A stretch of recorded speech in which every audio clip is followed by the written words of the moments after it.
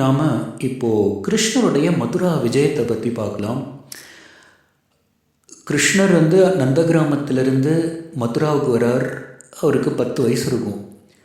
மதுராவுக்கு கம்சனை வதம் செய்கிறார்.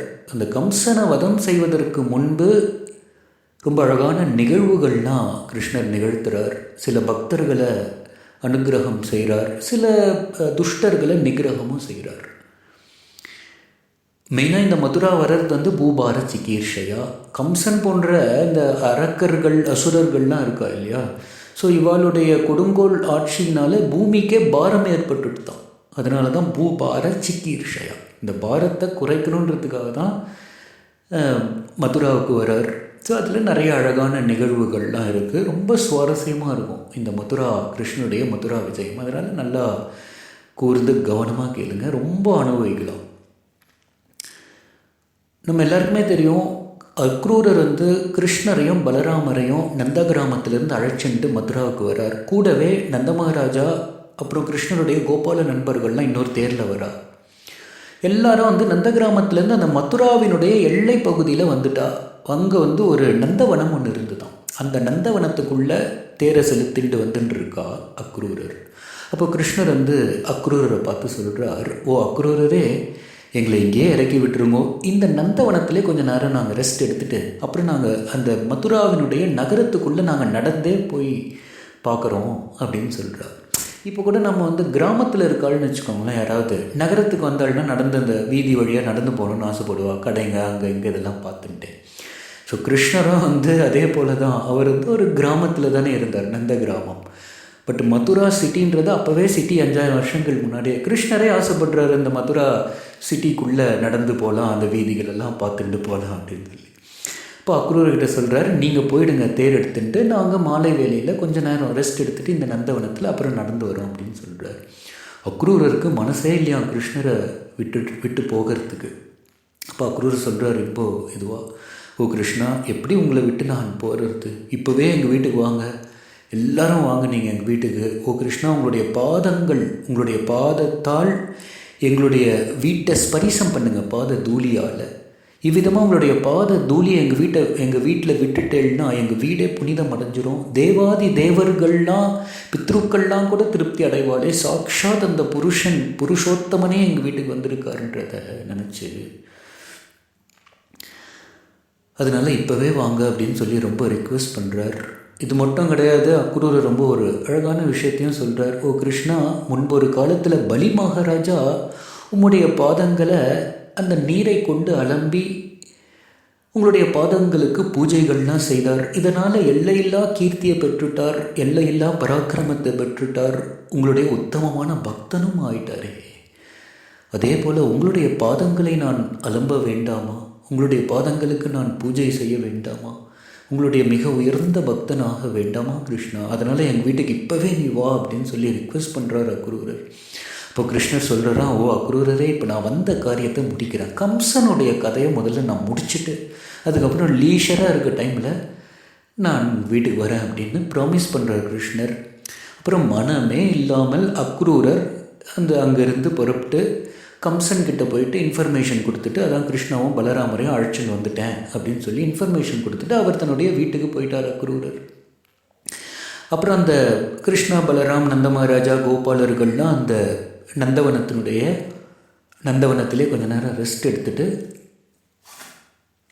மாலை வேளையில் கிருஷ்ணர் பலராமரையும் கோபாலர்களையும் அழைச்சிட்டு மதுராவினுடைய அந்த நகரத்துக்குள்ளே வீதி வழியாக நடந்து போகணுன்னு ஆசைப்பட்டார். அப்போ நந்த மகாராஜா கிட்ட கிருஷ்ணர் கேட்டார், அப்பா, நான் பலராம் கோபாலர்கள்லாம் இந்த மதுரா சிட்டி நகரத்துக்குள்ளே நாங்கள் நடந்தே போகிறோம் அப்பா அப்படின்றார்.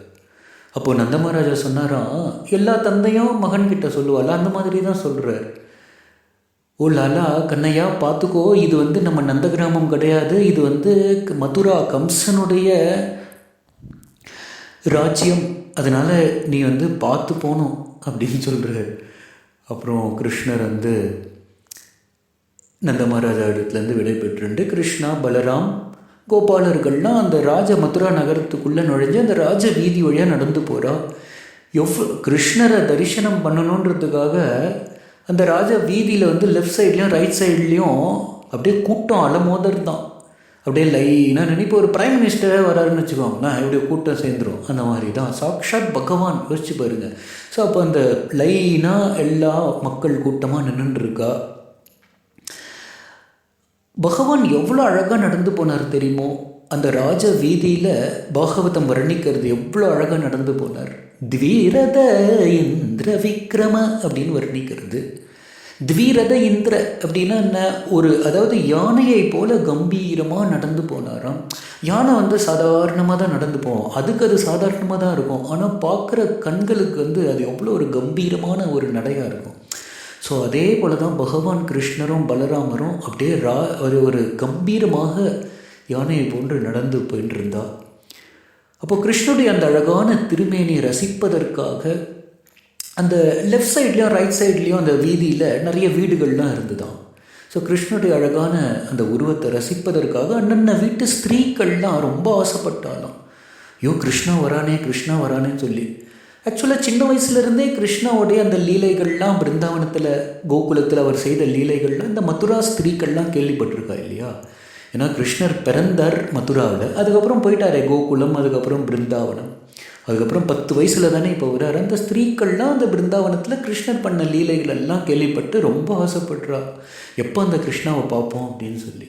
ஸோ இப்போ கிருஷ்ணாவே அந்த ராஜ வீதி வழியாக நடந்து வரும்போது அந்த ஸ்திரீக்கள்லாம் ரொம்ப ஆசைப்பட்டு கிருஷ்ணரை பார்க்கணுன்றதுக்காக கீழே நின்னா சரியாக தெரியாது அப்படின்னு சொல்லி மொட்டை மாடியில் போய் நின்றுக்கலான்ட்டு அந்தந்த ஸ்திரீக்கள், ஒவ்வொரு வீட்லேயும் இருந்த ஸ்திரீக்கள்லாம் அவ்வளவா வீட்டு மொட்டை மாடியில் போய் நின்றுட்டாலாம். ஸோ அந்த அவசரத்தில் சில ஸ்திரீக்கள்லாம் ஒரு கண்ணில் மைய போட்டுட்டு இன்னொரு கண்ணில் மைய போடாமல், காஜல் போடாமே வந்துட்டாலாம். சில ஸ்திரீக்கள்லாம் ஒரு காதில் கம்மல் போட்டுண்டு இன்னொரு காதில் கம்மல் போடாமே வந்துட்டா. சில ஸ்திரீக்கள்லாம் ஒரு காலில் கொலுசை போட்டுண்டு இன்னொரு காலில் போடாமே வந்துட்டா. சில ஸ்திரீக்கள்லாம் ஆடைகளே திருப்பி போட்டுட்டு வந்துட்டாலாம். ஸோ இப்படி அந்த ஒரு கிருஷ்ணரை பார்க்கணும் என்ற அந்த ஒரு ஏக்கத்தில் அவள்லாம் இப்படி நடந்துட்டா. கோபியர்களை போலவே நடந்துட்டா. இப்போ மொட்டை மாடிக்கு நின்று கிருஷ்ணருடைய அழகான அந்த திருமேனியை ரசிச்சுட்டு இருந்தாலும் மொட்டை மாடியில் நின்றுண்டு. திருஷாம் உற்சவம் அப்படின்னு பாகவதம் வர்ணிக்கிறது. திருஷாம்னா கண்கள். அந்த ஸ்திரீக்கள் கிருஷ்ணர் நடந்து வரும்போது அந்த ராஜ வீதி வழியாக கிருஷ்ணருடைய அந்த அழகான திருமேனியை கண்கொட்டாது பார்த்துட்டே இருந்தாலும் அப்படி. அப்போ திருஷாம் உற்சவம், அவளுடைய அந்த ஸ்திரீக்களுடைய கண்களுக்கு அப்படியே உற்சவம்னா நான் ஃபெஸ்டிவல் மாதிரி இருந்து தான் கிருஷ்ணருடைய அந்த அழகான திருமேனியினுடைய தரிசனம். இப்போ உற்று நோக்கிண்டே அந்த ஸ்திரீக்கள்லாம் சொன்னாலாம், இந்த மதுரா ஸ்திரீக்கள்லாம், அஹோ கோபிய ஸ்கிம் தபஹ, அஹோ கோபிய ஸ்கிம் தபஹ. கோபியர்கள்லாம் என்ன தவம் செய்தாலும், கிம் தபஹ அச்சரன் மகத், என்ன மகா தவம் செய்தாலும் இந்த கோபியர்கள்லாம் அனுபஷ்யந்தி, தொடர்ந்து அனுபஷ்யந்தின்னு என்ன, தொடர்ந்து கிருஷ்ணருடைய அந்த அழகான உருவத்தை முகத்தை கண்ணோக்கின்னு இருந்தாலே நாமெல்லாம் துர்பாகியசாலிகள் தான். ஏன்னா மொட்டை மாடியிலேருந்து இவ்வளோ தூரத்தில், அதுவும் சில நிமிஷங்கள் தான் பார்த்துட்டு இருக்கோம். ஆனால் அந்த கோபிகா ஸ்திரீகளோ பிருந்தாவனத்தில் யமுனை கரையில் ராசலீலையின் பொழுது கிருஷ்ணருடைய திருமுகத்தை அப்படியே கிட்ட இருந்து அனுபஷ்யந்தி, தொடர்ந்து அந்த அமிர்தத்தை பருகின்றிருந்தாலே, அந்த அழகை ரசிச்சுட்டு இருந்தாலே. அஹோ கோபிய ஸ்கிம் தபஹ, அந்த கோபியர்கள்லாம் என்ன தவம் செய்தாலோ அப்படின்னு அந்த மதுரா ஸ்திரீக்கள்லாம் கோபியர்கள், பிருந்தாவன கோபியர்களை அவ்வளோ உயர்வாக கருதினாலாம். அப்புறம் கிருஷ்ணர் அந்த ராஜ வீதி வழியாக அப்படியே கடந்து போயின்னு இருக்கார். கொஞ்சம் தூரத்தில் ஒரு வண்ணான்னா வாஷர்மேன்.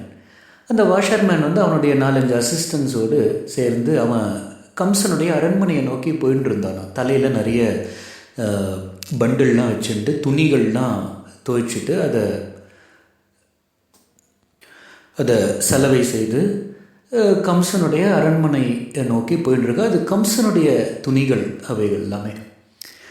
அப்போது கிருஷ்ணர் மெல்ல போயிட்டு அந்த வாஷர்மேன் கிட்ட, வண்ணான் கிட்ட கேட்குறார், ஐயா இந்த துணிகளை கொஞ்சம் எனக்கு தரேலா அப்படின்னு சொல்லி கேட்குறார். ரொம்ப ரிக்வெஸ்ட் பண்ணி நார்மலாக தான் கேட்பார். ஆனால் அந்த வண்ணான் இருக்கானே எப்படி ரிப்ளை பண்ணா? தெரியுமா?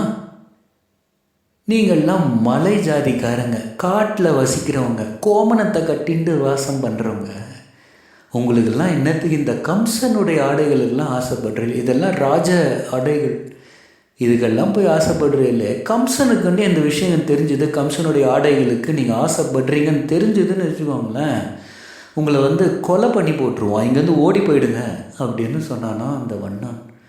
கிருஷ்ணருக்கு கோவம் வந்துடுத்து. என்ன பண்ணார் தெரியுமோ?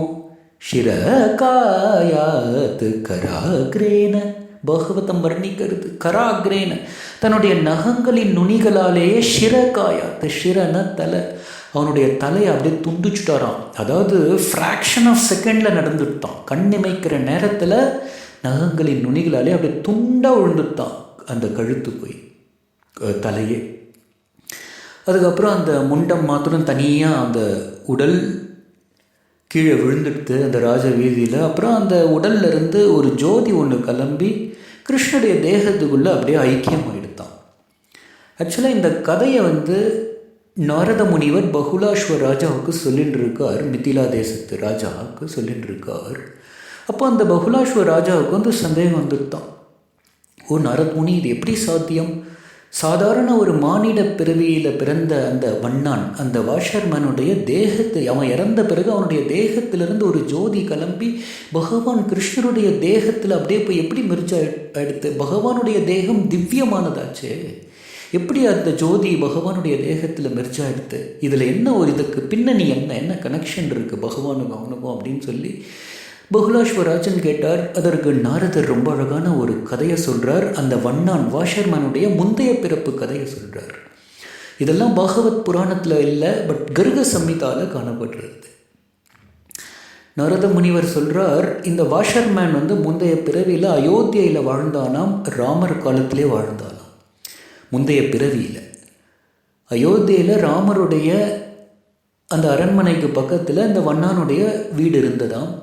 அந்த வண்ணானுக்கு வந்து ஒரு அழகான மனைவி இருந்தாலும் மனைவியின் இடத்துல அதீதமாக சந்தேகப்படுவானா அவன் அயோத்தியில். இப்போ எங்கேயாவது கொஞ்சம் வந்து நேரம் ஆயிடுத்துன்னு வச்சுக்கோங்களேன், தாமதமாக அந்த பெண் வெளியே போயிட்டு வீட்டுக்கு வந்தாலே ரொம்ப சந்தேக கண்ணோட்டத்தோடே பார்ப்பானா. ஒரு நாள் அந்த ஸ்திரீ மனைவி என்ன பண்ணால், ஒரு தன்னுடைய உற்றார் உறவினர்கள் பந்து ஜனங்கள் வீட்டுக்கெல்லாம் போயிட்டு மாலை வேலையில் போனால், ஆனால் லேட் ஆகிடுது. அதனால் அங்கேயே அந்த உறவினர்கள் வீட்டிலே தங்கிட்டு விடியற் காலையில் வந்தாள். அப்போ அந்த கணவனுக்கு அவ்வளோ கோவம் வந்துட்டான். விடியற் காலையில் அவள் வரும்போது அப்போ கேட்டானா, எங்கே போயிட்டு வந்த நீ, எந்த பரபுருஷனிடத்தில் நீ போயிட்டு வந்த சொல்லு அப்படின்னு சொல்லி இழிவாக கேட்டானா. ஆனால் ஆக்சுவலாக அந்த மனைவி வந்து அவ்வளோ பதிவிரதை, அவ்வளோ ஏளனமாக பேசினான். இந்த வீட்டை விட்டு வராத, இந்த வீட்டுக்குள்ளே வராத, வீட்டை விட்டு போயிடு அப்படின்னு சொன்னானா. அப்போ அந்த பதிவிரதையான அந்த மனைவி சொன்னா, பிரபு என்னை ஏற்றுக்கோங்க பிரபு அப்படின்னு கேட்டாரோ. அப்போ அந்த வண்ணான் வாஷர்மேன் சொன்னானா மனைவியை பார்த்து, நீ என்ன ராமன்னு நினச்சியா? சீதா 12 மாத காலம் அந்த லங்கையில் இருந்தா, ராவணனோடு இருந்தா. ராமர் வந்து அவளை மீட்டுட்டு அப்படிப்பட்ட சீத்தையே ஏற்றுண்டானே, சீத்தையோடு வாழ கண்டினியூ பண்ண விரும்பினான். நீ என்ன ராமனை நினச்சியா அப்படின்னு சொல்லி பகவான் ராமச்சந்திர மூர்த்தியை இழிவாக பேசினானா. இது வந்து ராமருடைய ஸ்பை மூலமாக ராமருடைய காதுகளுக்கு எட்டியது. அப்போ ராமருக்கு வந்து அப்படியே இந்த விஷயம் ராமர் கேள்விப்பட்ட உடனேயே அப்படியே கண்களையே மூடிண்டு அப்படியே பொறுத்துண்டாராம். ஸோ பகவான் ராமச்சந்திர மூர்த்தியை துவேஷம் செய்த காரணத்தினால அந்த வண்ணான், அந்த வாஷர்மேன் அடுத்த பிறவியில் மதுராவாசியாக பிறந்தான். இப்போவும் பகவான் கிருஷ்ணருக்கு துவேஷம் பண்ணாம பாருங்கள். நீங்கள் எல்லாம் மலை ஜாதிக்காரங்க, மலையில் வாழ்கிறவங்க, காட்டில் வாழ்கிறவங்க, கோமணத்தை கட்டிட்டு வாழ்கிறவா, நீங்கள்லாம் இந்த கம்சனுடைய ஆடைகளுக்கு ஆசைப்படுறியே அப்படின்னு சொல்லி இழிவாக பேசினா. பட் ராமர் வந்து விட்டார், பட் கிருஷ்ணர் விடலை. ஷிர காயாத் கராகரேன, வித்தின் அந்த ஒரு நொடி பொழுதலாக தன்னுடைய நகங்களின் நுனிகளாலேயே அவனுடைய தலையை அப்படியே துண்டாக்கி துண்டை போய் விழுந்துட்டு அவனுக்கு முக்தி ஸ்தானத்தை அழிச்சுட்டார், சாயுஜ்ய முக்தி. அந்த ஜோதி வந்து தன்னுடைய தேகத்தில் ஒருங்கிணையும்படி பகவான் செஞ்சுட்டார். எவ்வளோ கருணை வாய்ந்தவர் பாருங்கள் பகவான். இவ்விதமாக அந்த வாஷர்மேனுடைய முந்தைய பிறப்பு கதையை நாரத முனிவர் பகுலாஸ்வராஜனிடத்தில் சொன்னார். ஸோ அப்புறம் என்ன எடுத்து அந்த வண்ணானுடைய அந்த அசிஸ்டன்ஸ் எல்லாம், வண்ணான் வந்து இறந்த பிறகு இந்த வண்ணானுடைய அசிஸ்டன்ஸ்லாம் 4 திசையிலையும் ஓடி போயிட்டான். இந்த சம்பவத்தை கிருஷ்ணர் அந்த வண்ணானை வதம் பண்ண பிறகு அந்த அந்த தலையில் வச்சுருந்த அந்த துணிகள்லாம் அப்படியே அந்த ராஜ வீதியில் அப்படியே போட்டுட்டு ஓடிட்டா எல்லாம் அந்த அசிஸ்டன்ஸ்லாம். அப்புறம் கிருஷ்ணரும் பலராமரும் போய் அந்த துணிகளை ஆடைகள் எடுத்துட்டு போட்டுண்டாலாம். அதுக்கப்புறம் ஒரு வீவர்னா என்ன, அந்த ஃபேப்ரிக் டிசைனர், நெசவாளின்னு சொல்லுவா இல்லையா, அவர் தானே முன் வந்து பகவான் கிருஷ்ணருடைய அந்த ஆடைகளை அலங்காரம் பண்ணாராம். ஆக்சுவலாக அவர் எப்படின்னா, அந்த வீவர் அந்த என்ன சொல்கிறது, கிளாத்லேயே ஆர்னமெண்ட்ஸு, கிளாத்லேயே வந்து ஆம்லெட்டு, கிளாத்லேயே வந்து இயரிங்ஸு, ஸோ இதெல்லாம் வச்சு கிருஷ்ணரை அழகாக தன் கைப்படவே அலங்காரம் செய்கிறார். அவர் எதையுமே எதிர்பாராது செய்த அந்த ஒரு வீவர், அந்த நெசவாளிக்கு பகவான் கிருஷ்ணர் எவ்வளோ அழகாக அனுகிரகம் பண்ணுறார். பகவான் சொல்கிறார் அந்த வீவரை பார்த்து, நெசவாளியை பார்த்து, உங்களுக்கு வந்து இம்மையிலும் மறுமையிலும் சுகத்தை தருகிறேன்னு சொன்னார். இம்மையில் அதாவது என்ன சொல்கிறது, தேக பலம், ஆத்ம பலம், மனோபலம் எல்லாத்தையும் உங்களுக்கு நான் தரேன். என்னிடத்தில் அதீத பக்தி நீங்கள் செய்து உடலை விட்ட பிறகு பிரதாத ஷாரூப்பியம் முக்தியையும் உங்களுக்கு அளிக்கிறேன் அப்படின்னு சொன்னார். இந்த ஷாரூப்பியம் அப்படின்னாலே பகவானை போலவே ஒரு ரூபத்தை அடைஞ்சு, சங்கு சக்கர கதாபத்மத்தோடு கூடிய ஒரு ரூபத்தை அடைஞ்சு வைகுண்ட ஸ்தானத்தில் நித்தியமாக பகவானுக்கு சேவா பண்ணுறது, இதுதான் சாரூப்பிய முக்தி. ஸோ கிருஷ்ணா வந்து அந்த பக்தனுக்கு இம்மையிலும் மறுமையிலும் சுகத்தையே தந்தாராம். அப்போது இந்த கதையை வந்து நாரத முனிவர் பகுலாஸ்வ ராஜாவுக்கு வர்ணிக்கும் போது பகுலாஸ்வ ராஜா கேட்டாராம் நாரத முனிவரை பார்த்து, ஓ நாரத முனிவரே, இது எப்படி அதாவது இது என்ன ஒரு ஆச்சரியம், பகவானுடைய தேகம் திவ்யமானது, தெய்வீகமானது. இந்த நெசவாளி வீவர் வந்து ஒரு சாதாரண ஆத்மா, மானிட பிறவியில் பிறந்தவன், எப்படி தன் கைப்பட அந்த பகவானுடைய திவ்ய தேகத்துக்கே அலங்காரம் பண்ணானே இந்த வீவர் நெசவாளி. இது என்ன ஒரு லிங்க் பகவானுக்கும் அந்த பக்தனுக்கும் அந்த நெசவாளிக்கும் அப்படின்னு பகுலாஸ்வராஜன் கேட்டார். அதுக்கு வந்து நாரத முனிவர் அந்த நெசவாளியோடைய முந்தைய பிறப்பு கதையை சொல்கிறார். முந்தைய பிறவியில் இந்த வீவர் வந்து மிதிலா தேசத்தில் இருந்தாராம்.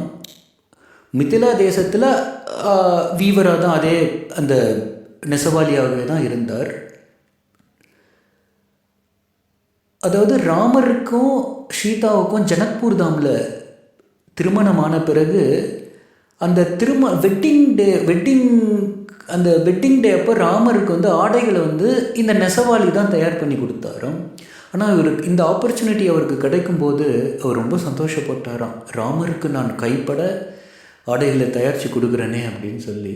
பட் அவருக்கு இன்னொரு விருப்பமாக இருந்துதான், ராமருக்கு தைச்சி கொடுக்கறது மாத்திரம் பத்தாது, ராமனுக்கு நான் கைப்பட அலங்காரம் பண்ணணும் வெட்டிங் டேக்கு அப்படின்னு விரும்பினார். பட் ஆனால் அவருடைய ஒரு ஆசை மாத்திரம்தான் பூர்த்தி ஆச்சா, இன்னொரு ஆசை பூர்த்தி ஆகலையா. ராமருக்கு வந்து ஆடைகளை மாத்திரம்தான் தயார் பண்ணி கொடுத்தாரு ஒழிய ராமருக்கு தன் கைப்பட அலங்காரங்கள்லாம் அவரால் பண்ண முடியல. ஆனால் மனசு ரொம்ப ஏங்கினாராம்.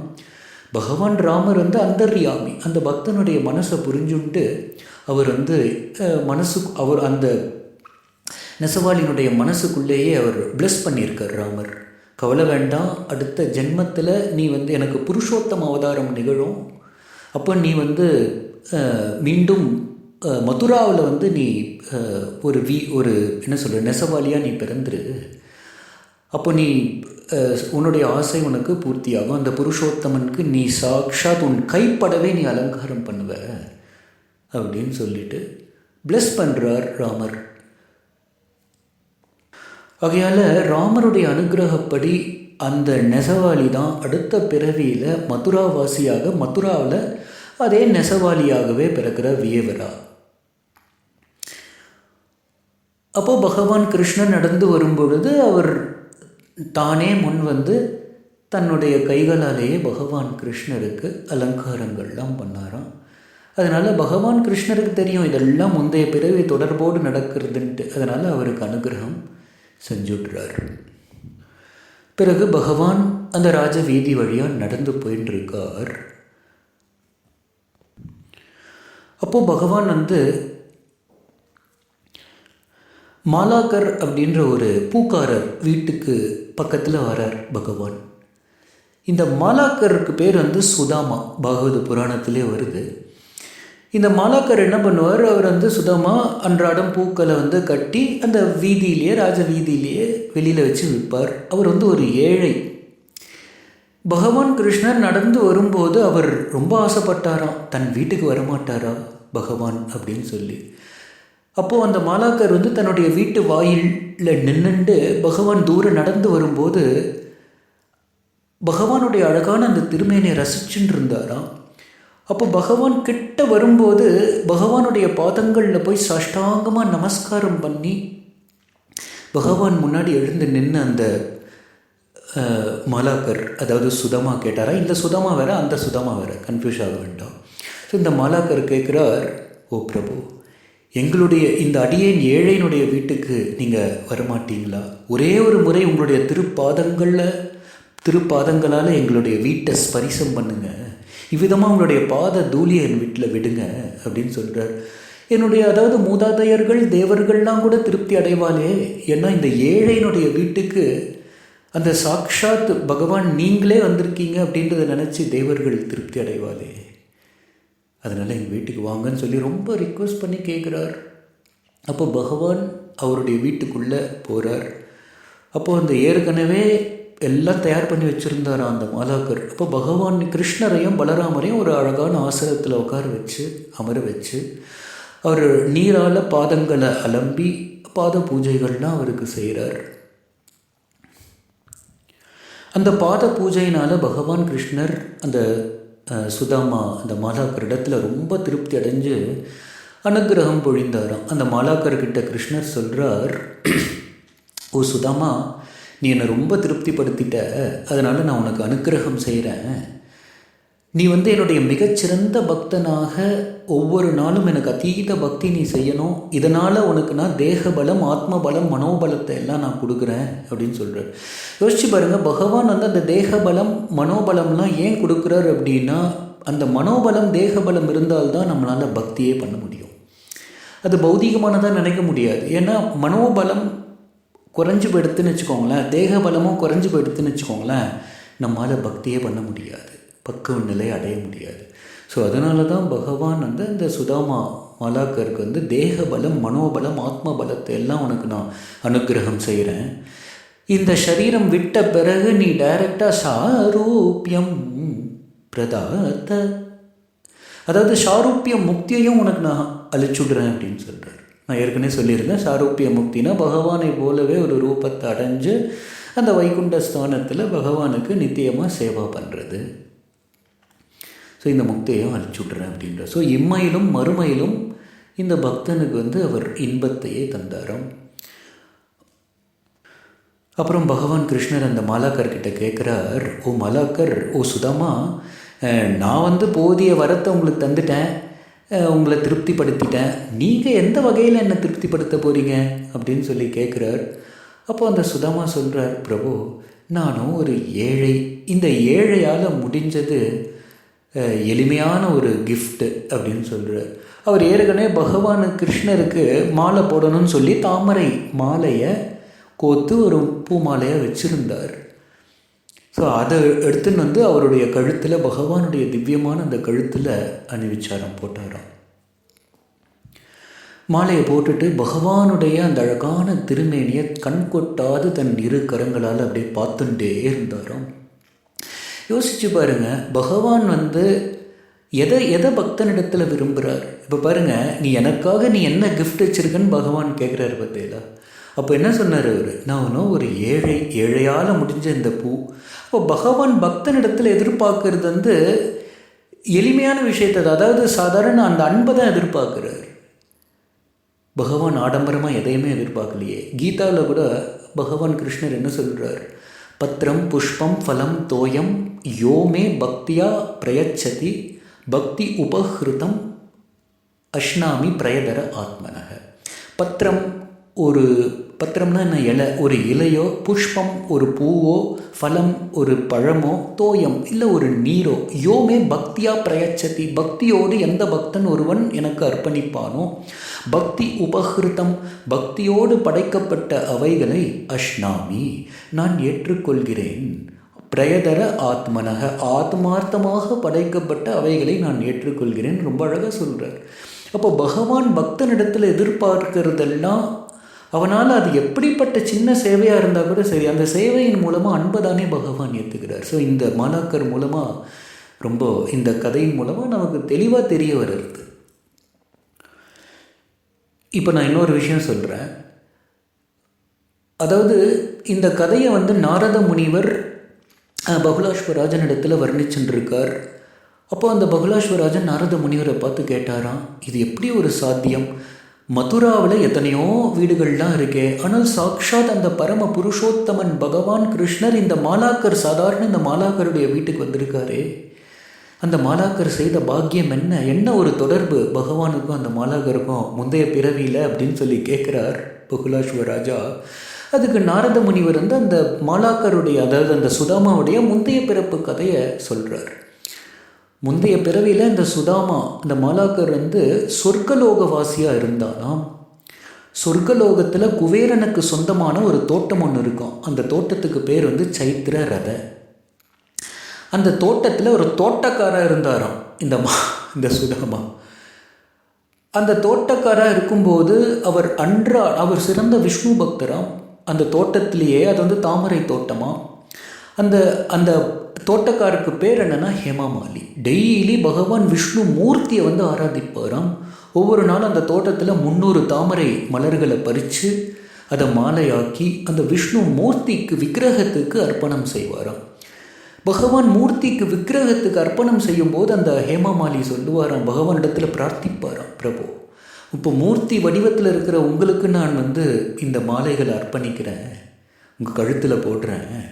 ஆனால் நான் பகவான் உங்களுக்கு சுயமாகவே டைரெக்டாக நான் எப்போ போட போகிறேன், அந்த பாக்கியம் எனக்கு எப்போ கிடைக்கும் அப்படின்னு சொல்லி கேட்குறார். அதுக்கப்புறம் இவரே யோசிக்கிறார், பக்தனிடத்தில் பகவான் சீக்கிரமாக திருப்தி அடைஞ்சிருவார். அப்போ பக்தர்கள்லே உயர்ந்த பக்தன் யாருன்றதை தெரிஞ்சுட்டா, அப்போ உயர்ந்த பக்தனை திருப்திப்படுத்திட்டோன்னு வச்சுக்கோங்களேன். பகவானுடைய உயர்ந்த பக்தர் யாரோ அவரை திருப்திப்படுத்திட்டா பகவான் ஈஸியாக திருப்தி அடைஞ்சிருவார். அப்போ தன்னுடைய விருப்பத்தை பூர்த்தி செய்வார் அப்படின்னு இவரே நினச்சிட்டு யோசிக்கிறார். அப்போ சிவன் தான் முதல் தர வைணவன்றதை உணர்ந்துட்டார். வைஷ்ணவானம் யதா சம்பு, பாகவத புராணத்திலே 12ஆம் காண்டத்தில் வருது இல்லையா, வைஷ்ணவானாம் யதா சம்பு. முதல் தர ஃபஸ்ட் கிளாஸ் வைஷ்ணவா யாருன்னா சம்பு, சிவன் தானாம். அப்போ சிவனை திருப்திப்படுத்தினா பகவான் விஷ்ணுவை ஈஸியாக திருப்திப்படுத்திடலாமே அப்படின்னு நினச்சி அந்த ஹேமாமாலி, அந்த தோட்டக்காரர் சிவனை ரொம்ப ஆராதிக்கிறார். சிவனை ஆராதித்து சிவன் அவர் முன்பு பிரத்யக்ஷமாகிறார். சிவன் கேட்குறார், உனக்கு என்ன வரம் வேண்டும் ஹேமாமாலின்னு கேட்குறார். அப்போ அந்த ஹேமாமாலி சொல்கிறான், கேட்குறார், பிரபு நான் மகாவிஷ்ணுனுடைய மிகச்சிறந்த பக்தர். ஒவ்வொரு நாளும் மூர்த்திக்கு நான் அதாவது விக்கிரகத்துக்கு நான் மலர்களை மாலையாக கட்டி போட்டுருக்கேன். அப்படி போடும் பொழுது என்ன ஒரு ஆனந்தம் எனக்கு.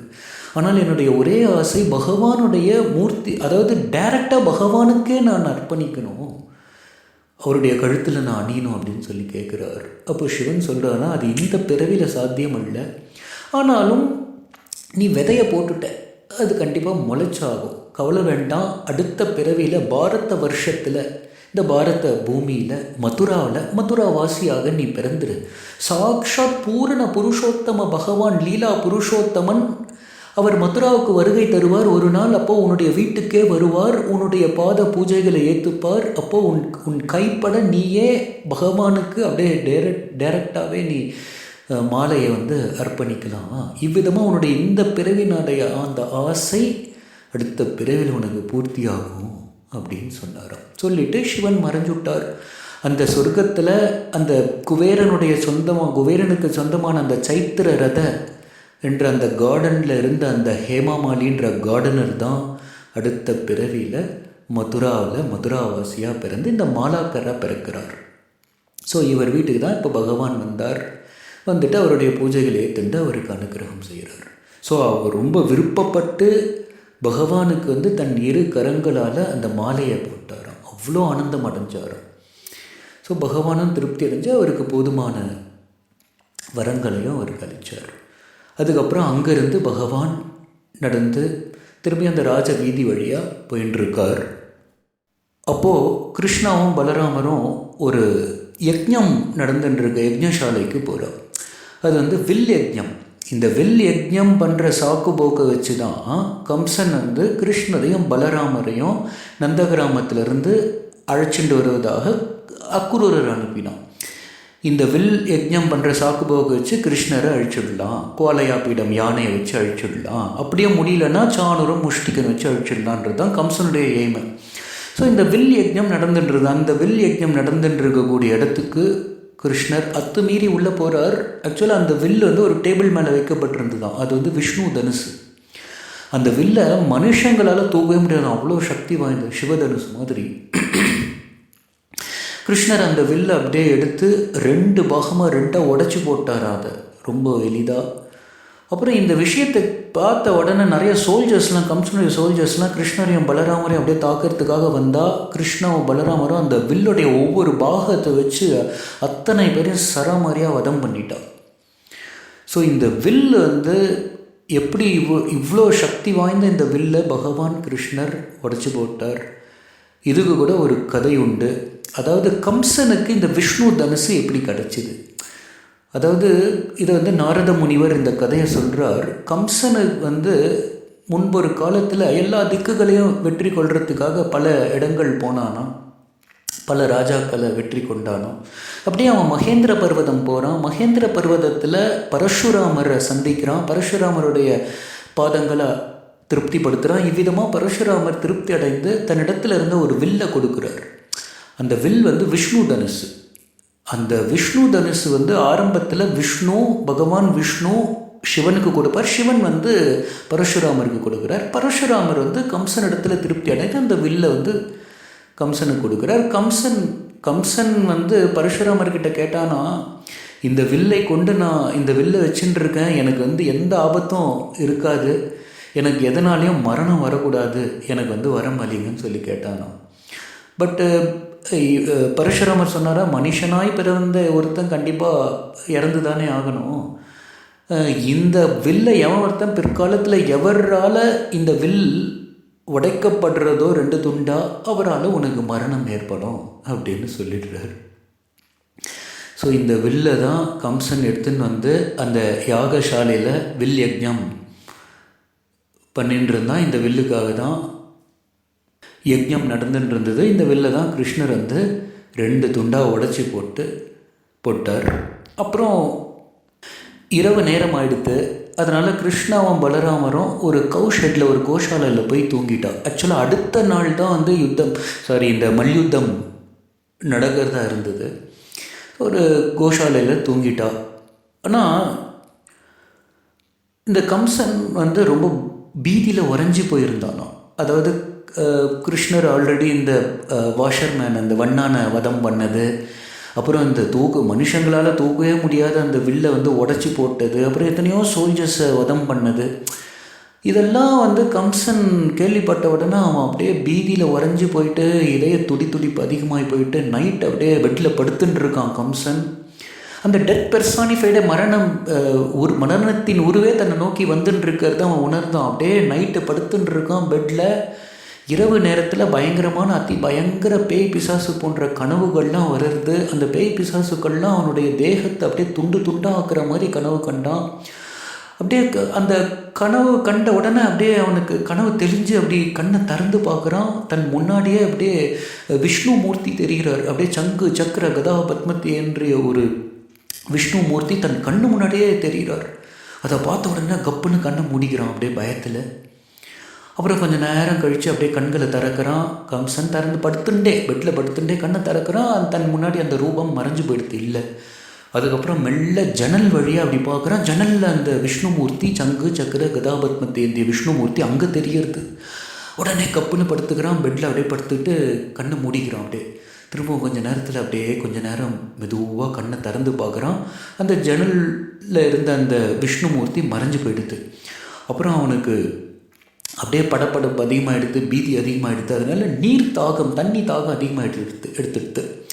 அப்போ பெட்டுக்கு பக்கத்துலேயே தண்ணி வச்சுருப்பான் இல்லையா, சொம்பில். அந்த சொம்பில் இருந்து அந்த நீரை குடிக்கலாம்னு சொல்லிட்டு அந்த நீரை எப்படி எடுத்து அந்த சொம்புக்குள்ளே நீரை அப்படி பார்க்குறான். அது உள்ள ஒரு விஷ்ணுமூர்த்தி, சங்கு சக்கர கதாபத்மத்தி ஏந்திய விஷ்ணுமூர்த்தி தெரியறது. அப்படியே சொம்பை தூக்கி அடித்தோம். அத்தனை பீதியில் உறைஞ்சி போயிட்டு அப்படியே கப்புன்னு படுத்துக்கிட்டான். விடியற காலையில் ஆயிடுத்து. சானூரனை போய் சந்திக்கிறான் கம்சன். ஓ சானூரா, எல்லாம் ரெடியாக இருக்கா? மல்யுத்த அரங்கத்தில் எல்லாம் ரெடியாக இருக்கா? மல்யுத்த வீரர்கள்லாம் ரெடியாக இருக்காளா?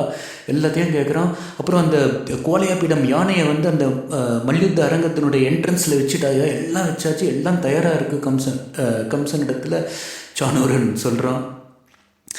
அப்புறம் சில நேரங்களுக்கு அப்புறம் கம்சன் வந்து அங்கே ஆல்ரெடி நிறைய கூட்டங்கள், நிறைய பேர் அந்த மல்யுத்த அரங்கத்துக்குள்ளே மதுராவாசிகள்லாம் கூடியிருக்கா.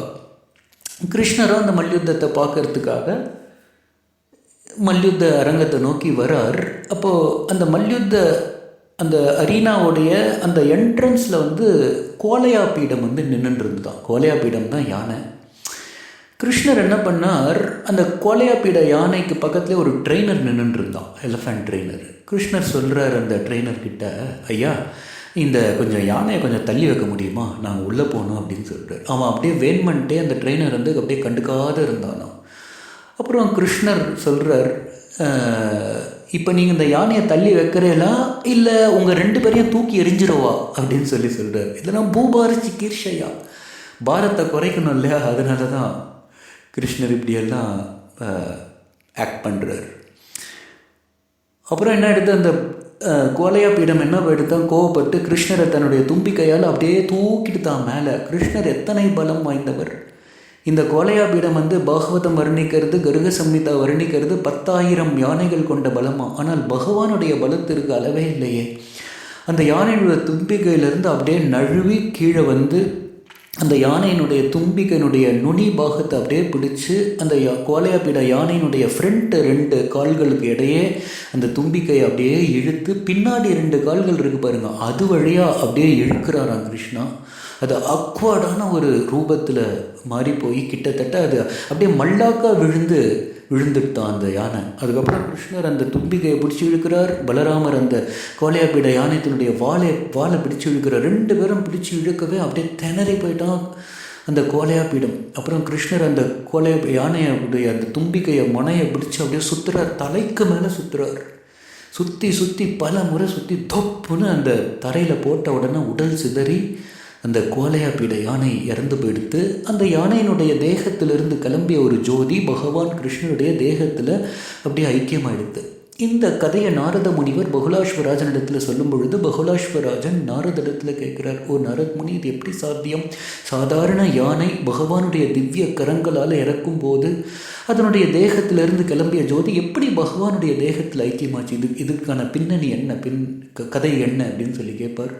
அதுக்கு நாரத முனிவர் அந்த கோலையாப்பீடத்தினுடைய முந்தைய பிறப்பு கதையை சொல்கிறார். கவனமாக கேளுங்க. அதாவது இந்த யானை வந்து முந்தைய ஜென்மத்தில் பலி மகாராஜாவினுடைய மகனாக இருந்ததாம். பலி மகாராஜாவுக்கு வந்து மந்தகத்தி அப்படின்ற ஒரு மகன் இருந்தார். ஸோ இந்த யானை தான் அந்த மந்தகத்தியாக இருந்ததாம் முந்தைய ஜென்மத்தில். இந்த மந்தகத்தி வந்து அவன் வந்து ஒரு நாள் ஸ்ரீ ரங்கக்ஷேத்திரத்துக்கு போயிட்டு ரங்கநாதரை தரிசிக்கிறதுக்காக போகிறான். அப்போது நிறைய கியூ இருந்துதான். அந்த காலத்திலே பாருங்கள், ரங்கக்ஷேத்திரத்தில் அவ்வளோ கியூ இருந்துதான். ஆனால் இந்த மந்தகதிக்கு வந்து கிட்டத்தட்ட 1,00,000 யானைகள் கொண்ட பலம் இருந்துதான். அது சாதாரண வந்தான், ஆனால் அவளுக்கு அவ்வளோ ஒரு சக்தி இருந்துதான். அப்போ அந்த லைனில் நின்றுருந்தா இல்லையா, எத்தனையோ 1000 பேர் லைனில் ரங்கநாதர் தரிசனம் பண்ண இருக்கும்போது இவன் பின்னாடி இருந்து தான் ஒருவனே அந்த க்யூ அப்படியே புஷ் பண்ணானான். எப்படி இப்போ நம்ம திருப்பதிலாம் போனால் க்யூவில் நின்றுருக்கும் போது பொறுமை இல்லாமல் அப்படியே மக்களை பிடிச்சி தள்ளுறோம்ல, அந்த மாதிரி பின்னாடி இருந்து அப்படியே தள்ளினானா தான் ஒருத்தனே. அதில் ஃப்ரண்ட்டில் வந்து திருத்த முனிவர்னு ஒரு முனிவர் அப்படி நின்றுட்டு இருந்தார் பாருங்கள். அவர் கீழே விழுந்துட்டார், பல மக்கள் கீழே விழுந்துட்டார். அப்போ அவரும் கீழே விழுந்தார். அப்போ ஓடி வந்து பின்னாடி வந்து பார்க்குறார், இதுக்கு யார் காரணம்னு சொல்லி. அப்போ அவர் பார்க்குறார், இந்த பலி மகாராஜாவுடைய மகன் அதாவது மந்தகதி தான் இதுக்கு காரணம் அப்படின்றத உணர்ந்து அந்த மந்தகதிக்கு சாபம் கொடுக்குறார். நீ வந்து ஒரு ஒரு மதம் பிடித்த யானையை போல நீ வந்து நடந்துட்டியே, அதனால் இந்தா பிடி சாபம், ஒரு யானையாக நீ பிறவி எடுக்க கடவாயாகன்னு சொல்லி சபிச்சுடுறார். அப்போது இந்த திருத்தமுனியருடைய சாபத்தை ஏற்றுண்டான் அந்த மந்தகதி. அப்புறம் திருத்தமுனியருடைய பாதங்களில் விழுந்து கேட்குறான் மந்தகதி, எனக்கு எப்போ சாப விமோச்சனம் கிடைக்கும், தயவு கூர்ந்து சொல்லுங்கன்னு சொல்லி கேட்குறான்.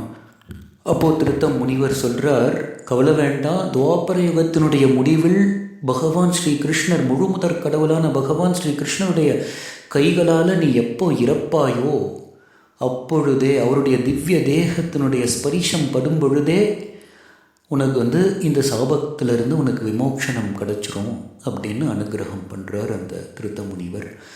அவருடைய சாபத்தை ஏற்றுண்டு தான் இந்த பந்தகதி அடுத்த பிறவியில் மதுராவில் அடுத்த பிறவியில் அவன் விந்தியா பர்வதத்தில் பிறக்கிறான் ஒரு யானையாக. இந்த யானை தான் வந்து கோலையா பீடம். இந்த கோலையா பீட யானைக்கு வந்து 10,000 யானைகள் கொண்ட பலம் இருந்துதான். இந்த ஒரே யானைக்கு அவ்வளோ பலம் இருந்துதான். இதை வந்து மகத தேசத்து ராஜா ஜராச்சந்தன் நன்னா உணர்ந்திருந்தான். அப்போ என்ன பண்ணான், தன்னுடைய தேசத்திலிருந்து 1,00,000 யானைகளை திரட்டிண்டு போய் அந்த விந்தியா பர்வதத்தில் உள்ள அந்த கோலையாபீட யானையை வந்து கைப்பற்றி அந்த யானையை தன்னுடைய தேசத்துக்கு கொண்டு வந்துட்டான், மகத தேசத்துக்கு. அப்புறம் என்ன எடுத்து தன்னுடைய மகள்கள், அதாவது அந்த ஜராச்சந்தனுக்கு 2 மகள்கள் இருந்த அஸ்தி பிராப்தி.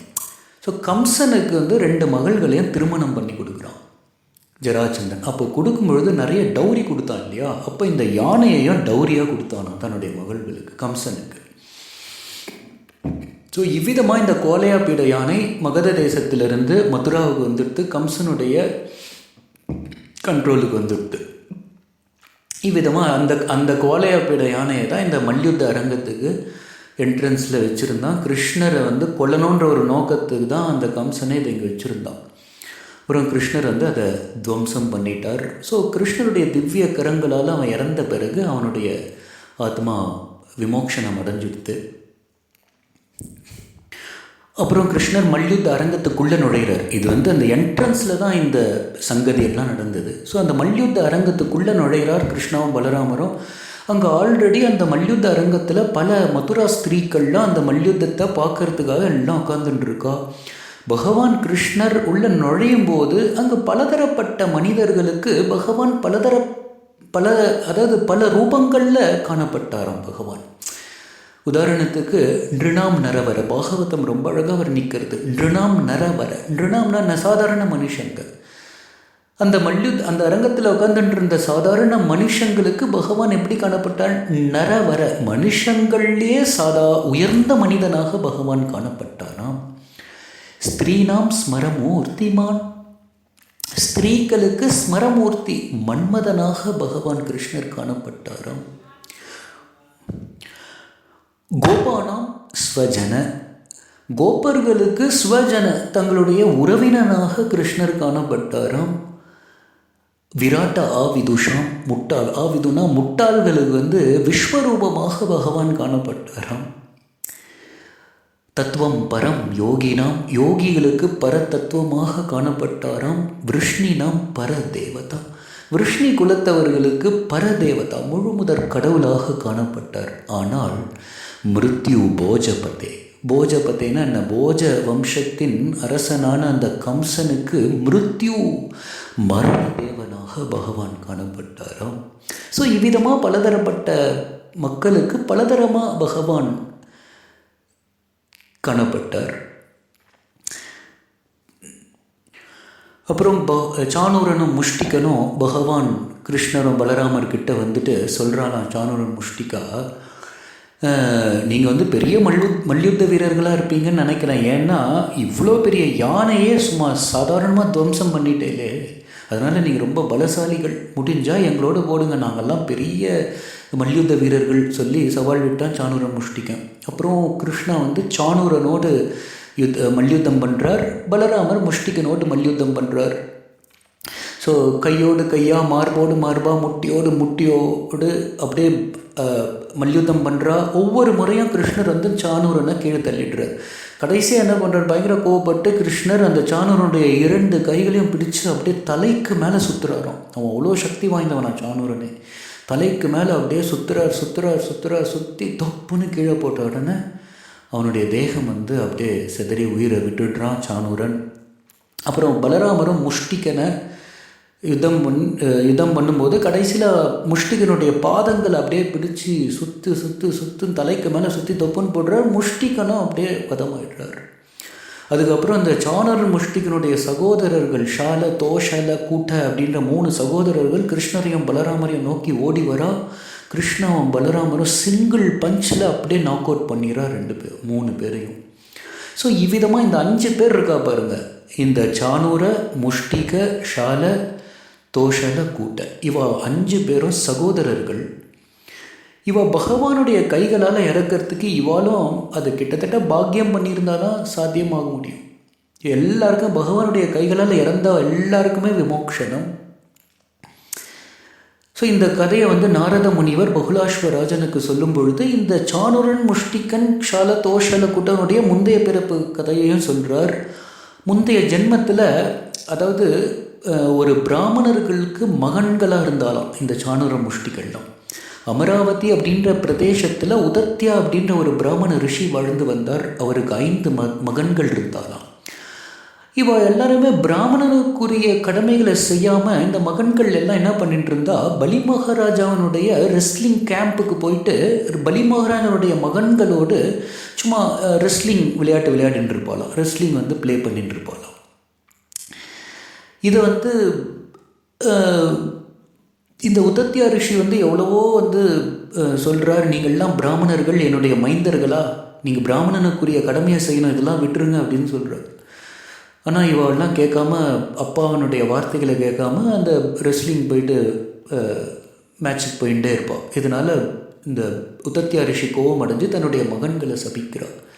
நீங்கள் வந்து அதாவது நீங்கள் வந்து பூலோகத்தில் ஒரு அசுரர்களாக பிறவி எடுத்துருங்க, இந்த பிடி சாபம் அப்படின்னு சொல்லிடுறாரு. அப்போ அப்பாவினுடைய பராக்கிரமத்தை உணர்ந்து அந்த மகன்கள்லாம் அந்த உதத்யா ரிஷியினுடைய பாதங்களில் விழுந்து வணங்கி அப்பா கிட்ட மன்றாடி கேட்குறா, அப்பா எங்களுக்கு எப்போ சாப விமோக்ஷனம் கிடைக்கும், தயை கூர்ந்து சொல்லுங்கள் அப்படின்னு கேட்குறா.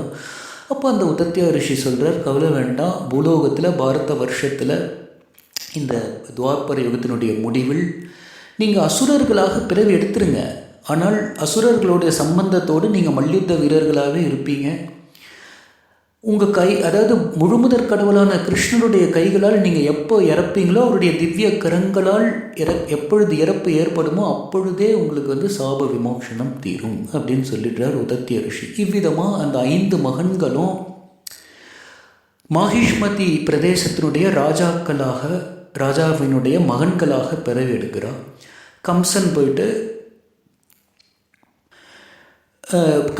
எல்லா திக்குகளையும் வெளில போகிறான் பாருங்கள், பூமியில் உள்ள எல்லா இடங்களும். அப்போ இந்த மாஹிஷ்மதி பிரதேசத்துக்கு போகிறான். மாஹிஷ்மதி ராஜாவினுடைய இந்த மகன்கள் இருந்தா பாருங்கள். ஸோ இவங்கக்கிட்ட கம்சன் வந்து சவால் விட்டுறான். இந்த மகிஷ்மதி ராஜாவினுடைய மகன்கள் இந்த 5 பேரும் வந்து கம்சனிடத்தில் சவால் விட்டுறான். ஃபஸ்ட்டு எங்கள் அப்பா கிட்ட மோதுறதுக்கு முன்னாடி நீ எங்களோட மோது, நாங்கள் பெரிய மல்யுத்த வீரர்கள் அப்படின்ட்டு. அப்புறம் கம்சன் சொல்கிறான், சரி ஒரு ஒப்பந்தம், நான் தோத்துட்டேன் அப்படின்னா இந்த உங்களுக்கு சரண்டர் ஆகி உங்களுக்கு சேவகனாகிடுவேன், உங்களுடைய இந்த மாஹிஷ்மதி பிரதேசத்திலே இருந்துடுறேன். ஆனால் எனக்கு நான் ஜெயிச்சிட்டேன்னா நீங்கள் எனக்கு அடிமையாகிடணும், நீங்கள் மதுராவுக்கு நீங்கள் வந்துடணும், எனக்கு சேவா பண்ணிட்டுருக்கணும் அப்படின்றான். ஸோ இந்த ஒப்பந்தத்துக்கு ஒத்துக்கிறான் இந்த 5 மகன்களும். அப்புறம் கம்சன் வந்து ஒரே நாக்கில் ஒரே பஞ்சில் எல்லாரையும் நாக் அவுட் பண்ணிடுறான். மல்யுத்தம்ன்றதே பெருசாகவே நடக்கலையாம். அப்புறம் அவள் எல்லாருமே சரண்டர் ஆகிட்டு மதுராவுக்கு கம்சன் வந்து அந்த 5 பேரையும் அழிச்சுட்டு வந்துடான். சானூர, முஷ்டிக, ஷல, தோஷல, கூட்ட எல்லாரையும் தன்னுடைய அடியாட்களாகவே வச்சுட்டு இருந்தான். இப்படி தான் அவள்லாம் வந்தான். ஸோ இவ்விதமாக அந்த சானூரன், முஷ்டிகன் பகவானுடைய கைகளால் இறந்து முக்தியும் பெற்றுட்டாள். அப்புறம் பகவான் கிருஷ்ணர் அந்த கம்சன் உட்காந்துருக்க அந்த மேடையை நோக்கி போகிறார். கம்சனுக்கு அப்படியே கதி கலங்கி போயிடுத்து, அப்படியே உடலெல்லாம் நடுங்க ஆரம்பிச்சுடுது. ஏன்னா அந்த டெத் பெர்சானிஃபைடே தன்னை நோக்கி வந்துட்டுருக்கு. அப்போ கிருஷ்ணர் அப்படியே அந்த மேடைக்கு மேலே அப்படியே எகிரி கம்சனை போயிட்டு ஷன நேரத்தில் அப்படியே முடியை பிடிச்சி அப்படியே இழுத்து அப்படியே கீழே தள்ளிடுறார். அவன் வேற வாளை வேற எடுத்தானான், வாளையும் ஷீல்டையும். கிருஷ்ணர் அதுக்கெல்லாம் அவகாசமே கொடுக்கல.